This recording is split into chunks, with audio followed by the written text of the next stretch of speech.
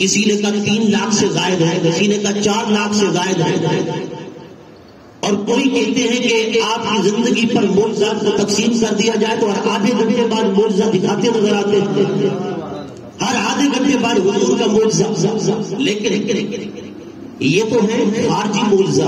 اگر حضور کی ذات کو دیکھا جائے، حضور کے سراپا کو دیکھا جائے تو خدا کی قسم ایک ایک بال، ایک ایک عضو میرے آقا کا معجزانہ شان کا مالک ہے.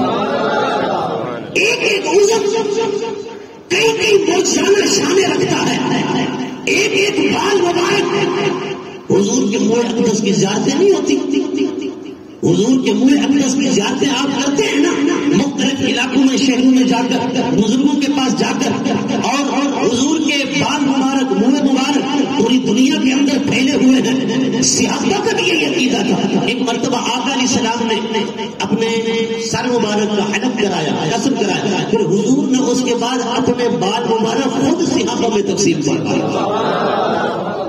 اور ایک صحابی کو حکم دیا کہ میرے بال مبارک تقسیم کر دو. اور کچھ صحابہ وہ تھے وہ بال مبارک اپنے پاس محفوظ رکھتے، کیوں؟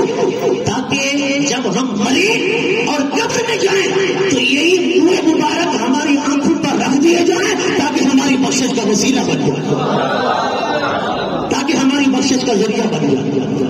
اور بال جب کٹتا ہے نا، ویسے بھی بال کے اندر زندگی نہیں ہوتی. یہ جو بال ہے نا، اچھا کوئی آپ کا نائی آپ کا بال کاٹتا ہے، حجام آپ کا بال کاٹتا ہے، تو بال کاٹتے وقت کیا آپ کو تکلیف ہوتی ہے؟ جڑ سے اکھیڑا جائے پھر تو درد محسوس ہوتا ہے، لیکن اگر کینچی کے ساتھ کاٹا جائے تو کوئی درد محسوس نہیں ہوتا. بال کے اندر زندگی نہیں ہے. لیکن اگر کہیں زندگی تو ہے کہ یہ بال بڑھتا ہے، یہ تب تک بڑھتا ہے جب سر کے ساتھ یہ جسم کے ساتھ جڑا رہے. جب کٹ جائے تو پھر اس کا بڑھنا رک جاتا ہے.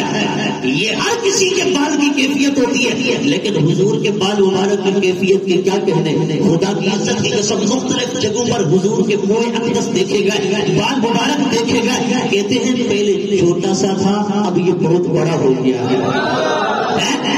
یعنی حضور کا منہ اقدس آپ کے جسم سے